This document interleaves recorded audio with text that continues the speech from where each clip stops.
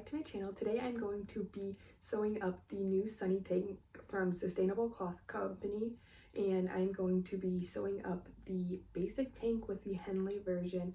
I'm going to be walking you through the steps of how to do it. This is a woven pattern, which may be different from what you're used to working with. I know a lot of the videos I do are on knit patterns, so we'll be walking through the steps of that. And I also do have a video that is talking about things to know about getting started with sewing with wovens if you're used to sewing with knits.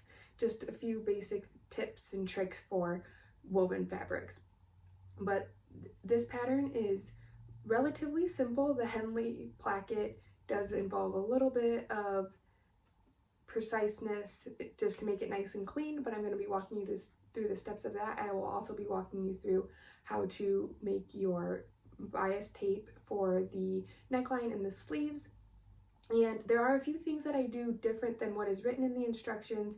It is the same outcome, it's not changing anything, but I will talk about why I do it the way I do and why you could do it the way that's written in the pattern. And so it's just kind of personal preference of which way you want to do it, but I will let you know what is different and why I'm doing it differently. So what you're going to need is you're going to need some interfacing and woven fabric and buttons or snaps for the placket. I will be using buttons. I'll show you how I rip open my buttonholes and how I attach my buttons. So we're going to be walking through all of those steps together. And the other thing is you could use store-bought bias tape. You just need double fold bias tape. If you wanted to do that route, you don't want to worry about making your own. And if you did that, you would just omit the bias tape binding pieces and you would just cut your store-bought bias tape in the lengths that are written in the pattern. So let's get started. Alright, so this is the fabric that I will be using, and it's a woven as the pattern calls for. And the first thing, as I had mentioned, that ironing is going to be your best friend when sewing with wovens. That's really one of the biggest things. So before you cut out your fabric, you're going to want to press it and get all of the wrinkles out so that it's laying flat when you cut it out. So I'm going to go ahead and get this pressed.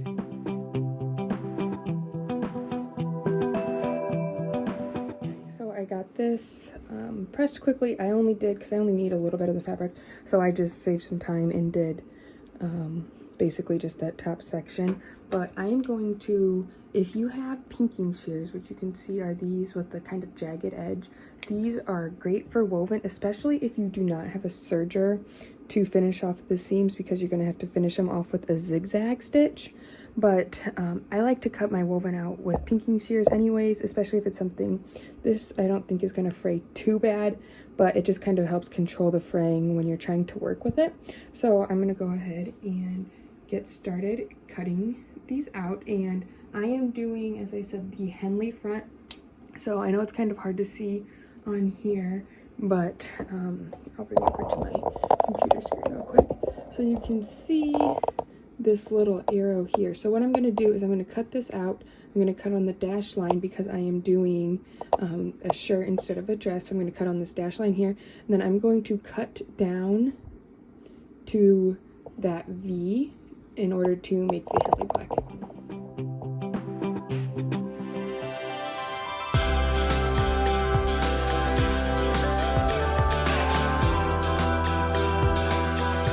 Okay, so a few things.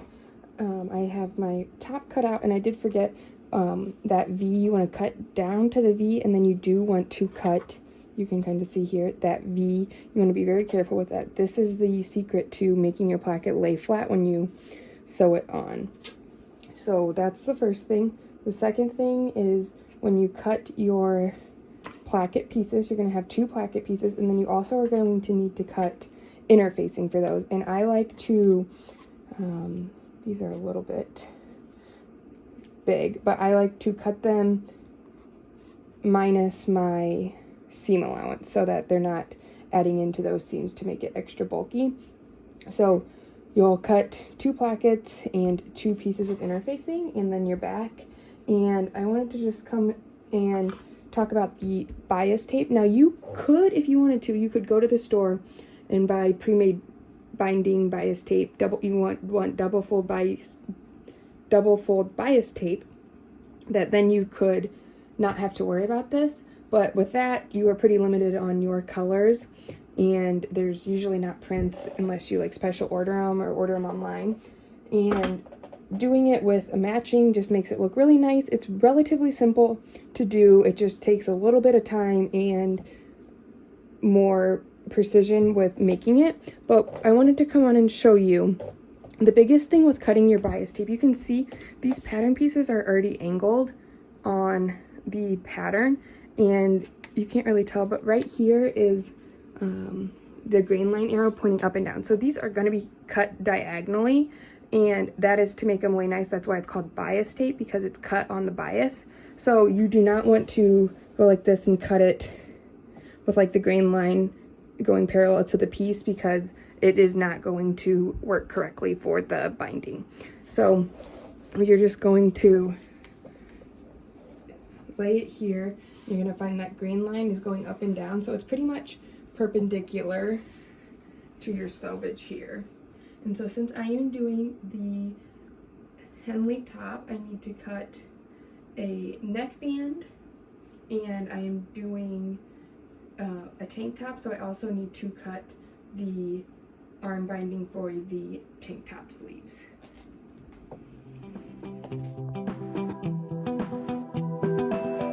So for the basic Henley tank, you are going to have your front and back pieces, your front with that Henley placket cut down, then you have your 2 placket pieces with the interfacing, a neck binding, and 2 arm bindings. So the first thing we're going to do is we're going to start with ironing on our interfacing and working on our placket. Alright, so the first thing I'm going to do is I'm going to take my placket pieces here and my interfacing, and I am going to trim these down just a little bit so that I can keep that bulk out of my seam allowances.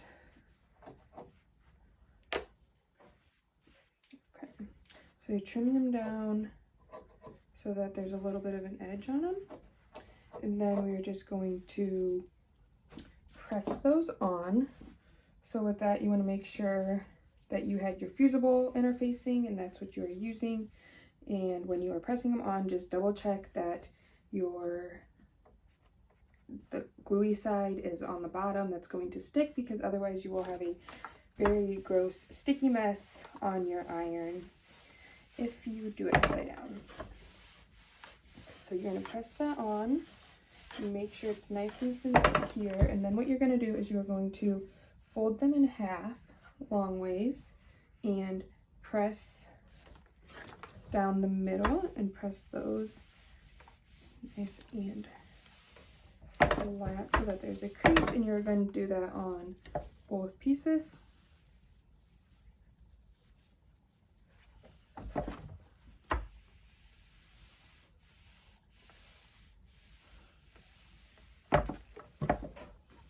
Right, so then once you have your 2 placket pieces, you're going to take your first one, and it doesn't really matter which one unless you cut them out specifically for a certain side. You're going to take your raw edge of your placket piece and line it up with the raw edge of your split that you cut, and you're also going to line up the top here with the top of the neckline, and you're just going to pin that on. You want to start at the top, and it is going to hang over a little bit at the bottom, and you're actually going to want to sew from the back side. And so what you're going to do then is you're going to go over to your sewing machine, and you are going to sew with a 1/2 inch seam allowance all the way down here, and you are going to stop right at the tip of the corner of your V. You want to get that as close as possible as you can to that tip, and then you will repeat that on the other side. So line up your neckline and raw edges and stitch down as well. So once you have both of those sewn on, you're going to want to go ahead and finish your edges, which I just went ahead and did, and I did that on my serger, or you could use a zigzag stitch there. But so what we're going to do next is we're going to fold this one in and fold it down and pull that bottom flap out a little bit. We're going to do the same thing on this side here. Fold that over and pull it over. So you're going to overlap your placket pieces like so, and then what I want to do is open over to, or flip it over, not open it, flip it over, and we're going to have our placket pieces here, and then we're going to have that V that we cut out, and you want to get your placket pieces lined up to the edge, and your V is going to go on the top there. I'm going to put a pin in here. And so what we're going to do is we're just going to start sewing. I'm going to start in this seam here and go straight across the bottom of this V without, you don't want to catch the rest of the body in there. You just want to go straight across to that V right from seam to seam, and that's going to really make your placket lay nicely. And this you can baste as well before you do it if you're nervous about it, so that you don't have to rip it out. So I'm going to go ahead and put that stitch. So once you get that on, you're going to, again, if you're using a zigzag stitch, you're going to trim it and then finish that seam, but otherwise you can just serge the bottom off. And if it makes you feel better, I had to baste and take this out like 4 times before I got it looking how I wanted. And if you have, it might pull a little bit, but we are going to go ahead and top stitch it. I did give it a nice press, and that will take out the wrinkles a little bit. If it's really bad and like really creased like this, then that means that you are going to need to take that out, and means that you did not stitch across right at the very tips of your triangle. It means you either got some of the main body caught in there or too much of the placket. So you might just have to play with that a couple times. But now that I got this, I'm going to just go ahead and I'm going to top stitch down, around, and back up all the way around this placket. And I'm going to do that on the body, not the placket piece. So I'm going to be stitching this seam down all the way around. All right, so I got this top stitched and it's looking really nice now. So I'm going to now skip ahead a couple steps because I like to add my buttonholes or snaps or whatever you're doing for your closures when I just have the front bodice, because it makes it a lot easier than having to like work around all the other pieces hooked together and with the back hooked to it. So these buttons, I put a poll on my Instagram, and these are what you guys picked. You like these the best. If you want to be part of the process sometimes, make sure you follow me on Instagram at Sobex. You can kind of see things I'm working on, and I ask for input. So check out my Instagram there. But these are what I'm going to use. And because I will be adding the binding, I'm going to start down about 1 inch. And for my first one, and I'm going to measure, let's see, how far do I have? Probably will put 3 buttons on here. So I'm going to want my top of my buttonhole to be about here. My bottom one, so we're at 3 inches. So I'm going to go about 1 1/4. And then at about 3. So I'm going to go ahead, I'm going to wait till the end to add my buttons just because that's way easier. But I'm going to go ahead and add my buttonholes real quick. So I got my buttonholes sewn in, and I gave it a nice steamed press right there. So that's why there's a little bit of a mark. But I'm going to real quick show you my favorite way to open up your buttonholes. So there's other ways, there's special tools to have that you can do it. And if you are doing snaps, then you don't need to worry about it. But what I like to do is I like to take my seam ripper, and I go to my buttonhole. I know it's kind of hard to see because it's black, but you're going to stick it in at the bottom of your buttonhole and go about to the middle of it and poke through. And then you're just going to rip that open. And then you're going to do the same thing from the top. Stick your seam ripper in at the top and then go to where it's open and rip through. And that way it's going to prevent you from ripping and going through all the way to the end, and that's just the easiest way. And then I like to go in with my snips and kind of clean it up a little bit, but that'll just give you a nice clean buttonhole. So once you do that, you can, I would recommend adding your snaps now too if you were doing snaps. But so what we're going to do next is we are going to just take our front bodice with right sides up, and we're going to take our back bodice, and we're going to line up the shoulder seams with right sides together, and then we are just going to stitch your shoulder seams with a 1/2 inch seam allowance. So we'll go do that and be back. All right, so once you sew those, what you're going to want to do is you're going to want to press them open flat, so both they're going opposite directions. They're going back towards their original piece, if that makes sense. You can see here. So, and then you're going to finish the seams in your preferred way. I serged them. And so what we're going to do next is we are going to move on to the neck binding. And so what I'm going to do now is I'm going to go over to my ironing board and I'm going to show you how I make my binding. And when I do that, I will also be doing the binding for my armholes as well. Okay, so to start off with my binding, I will do this this is different than the instructions. The instructions have you sew it on and then fold it when it's sewn on, and I find that to be really hard because you're trying to press it when it's curved. This way you can just do it nice and easy and have it ready to go. And it also helps because you have a guide of where to sew it with your folds. So what we're going to do is you're going to place your fabric wrong side up, and I like to just start by folding it in half and line up those raw edges and pressing all the way down to give it a seam in the middle. And they do have tools that can be used to make these, but I'm just going to show you a nice simple way. All right, so then you're going to open it up. You should have a nice crease down the middle, and what you're going to do is you're going to take one side, it doesn't matter which side, and you're going to fold it down so that raw edge hits your fold. And you're going to press that all the way down, lining up, keeping that raw edge lined up with your fold.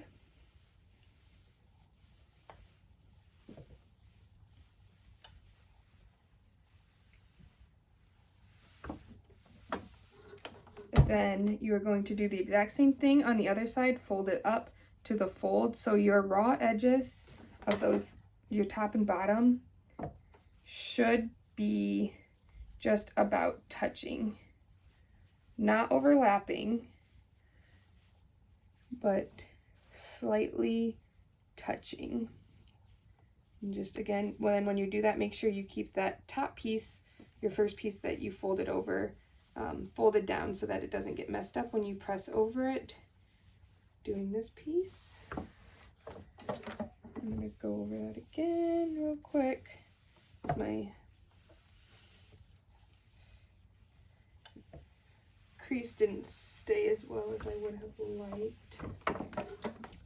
So once you get that, it's going to look something like this. You can see I have the two folds, and that is good there. And so then what we're going to do is you're going to take where your raw edges are and you're going to fold it down on top of each other so that these folded edges here are lined up. And so basically we're just folding it back on that first crease that we made, but we're going to repress it because we kind of pressed it out when we were pressing down those folds.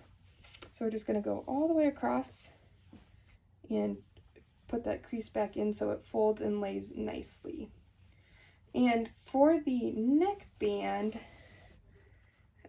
we are going to also fold down the raw edges of the end because we're going to be lining that up with our placket. So we will go ahead and do that now as well. We'll press that down on there. For the arms, you won't need to do that because we'll sew the ends together and that will be enclosed in that manner. So what we're going to do is we're going to just open this back up a little bit here and fold it in a 1/2 inch and press that down. like so. And then I like to just fold it back together and iron that a little bit to make it lay nice and flat, and do that again on the other side. And then, like I said, you will be doing the same method of folding in half and then folding those seams in for your arm binding.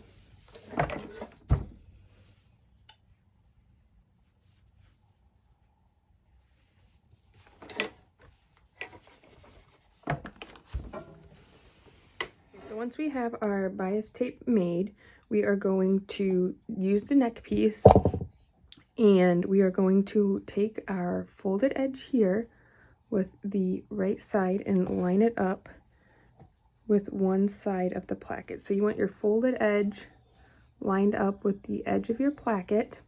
And I do find I like to, I'm going to add a little bit of, this is just Elmer's glue and glue stick, a little bit of glue on there. It keeps your placket in place, especially then when you go under that seams, so that it stays lined up nice and neat. So I'm just going to put that there to keep it on, and then I'm just going to go around and pin this all the way around the neckline.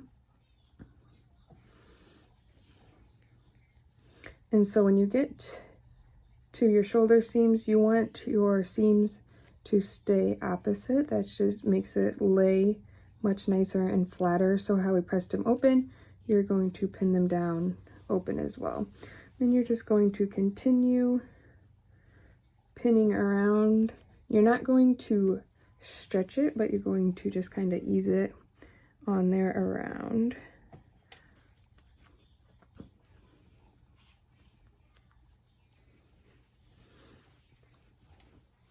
And then you should be able to line it up. If you have a little bit of extra, which I'm finding I do, I'm going to just pin it to about 2 inches away from my placket, and I'm going to go to my machine and sew this around. So if you have a little bit of extra, I'm not going to cut it off yet because I just want to be safe in case I didn't line it up correctly. I'm going to go to my machine, 1/2 inch seam allowance, which is your first fold. So you're going to sew all the way around on that top fold. And this is different from the instructions. The instructions have you just put it all on and pin it and sew it at once. But I just find this to be neater and easier, because otherwise, personally for me, I miss seams a lot, like, and then you have gap, and it just, this helps me to keep it nice and even. So I'm going to just go and sew to about here, and then I'll see if I have extra before I finish sewing. I'll just fold it over and finish that seam there. That's all that you have to do if you have a little bit of extra of the bias tape on your neckline. So once you have that sewn on, I do like to go, because this is a curve, I do like to just go and put in a few snips and clip the curve just a little bit, just to give it a little bit extra ease, to make it lay a little bit nicer. Do one about every 1 to 2 inches, and you just want to go as up to those seams without cutting them.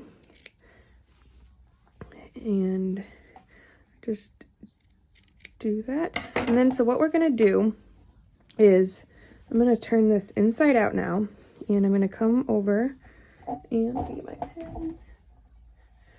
And so now we're going to fold on that, where we folded this down initially making it, we're going to fold it down over the top. So now you will have that seam enclosed, you see, like that. And you want to make sure you keep your raw edges enclosed in there, because they do peek out sometimes. And you want your fold to be right at, if not just over, your stitching line. And so we're just going to finish going all the way around. And for this, the more pins the better, because it's going to stay in place, and you want this to look really nice. And when you top stitch it, you want it to catch that so you don't have any open gaps that you're going to have to go back and fix. So I'm just going to finish pinning that and be back. So once you have that finished pinning, and I realized after I did it that I pinned them on the wrong side, but that's okay. I will just pull them out before I stitch over them because I can still see them. But what you're going to do is you're just going to go over to your machine, and on the right side of your fabric, you are going to top stitch this down. You're going to stitch at about 1/8 of an inch when you're top stitching from the seam on top of the binding. So when you're doing that, you're going to stitch, and you want to make sure you're catching this in the back to enclose it all. Okay, so once you get that binding sewn on, it's going to look like this. And I just wanted to show you, this is the difference from the front and the back. You can see like there's this little lip all the way around, which is perfectly normal, but if you do it the method is in the instructions, you're going to have that lip on the front too. And so if you sew it the way I did, you sew it first and then fold it over and top stitch, you're just going to have a cleaner finish here. And I prefer to do it this way because the other way, this is a little bit more time consuming, and I find it gives a nicer finish. If you are really good at binding, then go ahead and you can do it the other method, but I just find this way to be much nicer, cleaner, and simpler to get that professional nice finish on it. And so once you have that binding done, you're going to flip it with wrong sides together, and we are just going to now sew up our side seams. So we are just going to line up our raw edges here on both sides and stitch down with a 1/2 inch seam allowance. All right, so once you have those side seams sewn up, pressed open, and finished, we are going to move on to our arm binding, and it's basically going to be just like we did with the neck hole, except the only thing is we are first going to open it up here, and we are going to put our short raw edges together, and we are just going to stitch this on both pieces at a 1/2 inch seam allowance. Right, so once you have those sewn together, you can just kind of finger press that open a little bit, and we're going to leave it open. So we're going to do, like I said, the same thing we did on the neck, except this time we're doing it in the round. So we're going to fold it so that our seam is on the inside with our right side out. We're going to line up our right sides together, and we're going to line up our armpit seam here with the seam on our binding, and it's the same thing. We are just going to pin this on here and pin it all the way around your arm. And then once you get that pinned on, same thing, keeping those raw edges together. And the same thing as we did on the neck, we are just going to head over to our machine and stitch that at a 1/2 inch seam allowance on that first fold that we made. And again, we're going to keep our seams laying nice and flat, and your arm binding should fit in there perfectly, and we will go ahead and we'll do the same thing on the other arm. All right, so once you have your binding sewn on, that first step, it's going to look like this, and we are just going to come just like we did in the neckline, and we are going to snip our seam allowance, and I'm going to do it a little bit closer to each other this time because this is more curved than our neckline, but I'm just going to go all the way around and snip that. Again, as close to those stitch lines as you can without cutting. All right, so once you have those snipped, we are going to, just like we did with the neckline, we're going to fold that down and fold it over. And since we have more, we snipped our seam allowance more than on the neckline, you want to be extra careful when you're folding this over that you are getting all of that seam allowance in there, because sometimes those little pieces will fold over and out, and then if you don't pay attention and stitch, they will not get caught in there, and then you have to seam rip, and nobody wants that. So again, I'm just going to pin this all the way around and do the other armhole.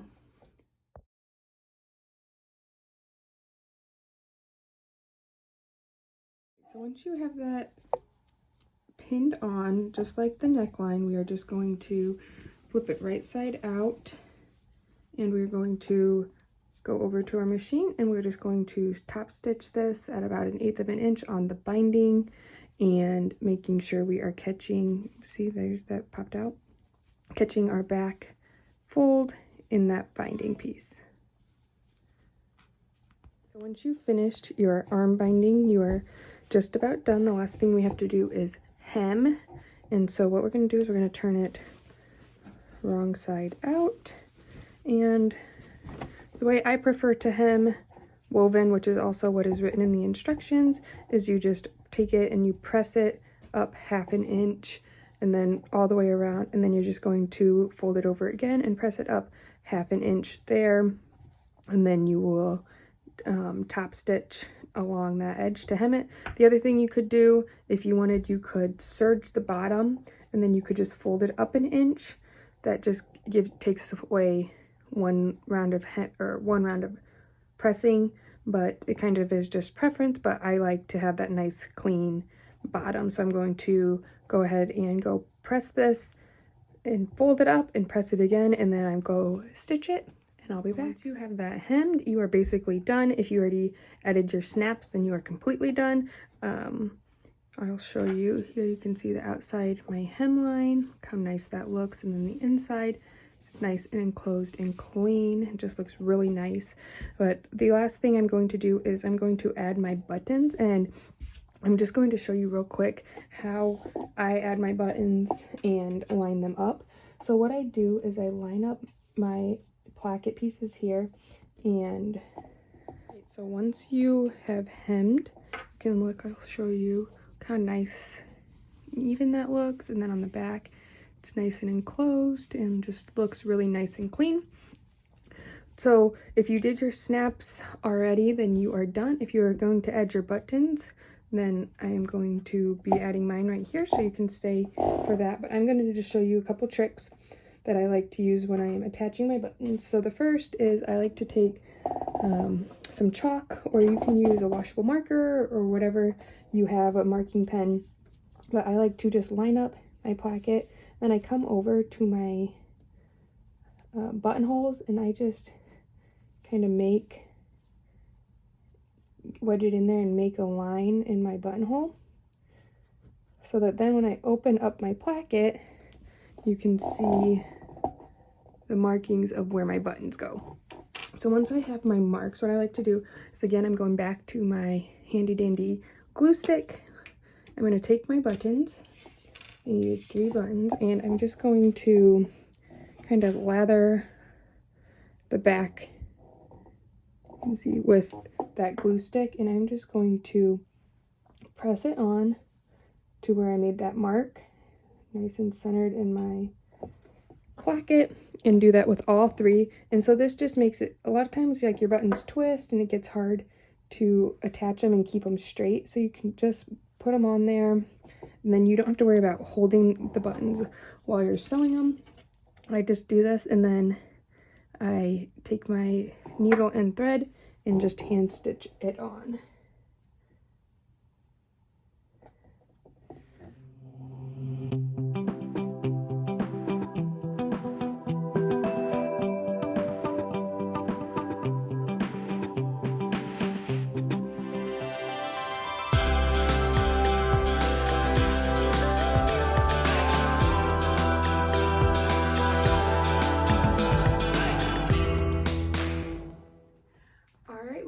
How cute is this? I cannot wait to get this on my son and have him try it on. It is so cute. The placket turned out so good. I hope that this video helped you make yours, and I hope it helped answer any questions that you might have. If you have other questions about it as you're sewing it up after watching this video, just let me know in the comments. below, but this is a great pattern. If you do not have it, I will link it down below and you can grab it to sew yours up. There is also a cami version and a dress version, short sleeve, and a cami tank top version or a full button down. So there's quite a few different options on it, but again, this is the basic tank with the Henley placket. This is the options for this. So if you like this video, make sure you give it a like and subscribe to my channel so that you're notified of any future videos. And as I mentioned earlier, I put a poll on my Instagram page about buttons. So if you want to be involved in helping me make some decisions on things like that, or just see what I'm up to, make sure you follow me on Instagram @SewBex. Have a great day. Bye.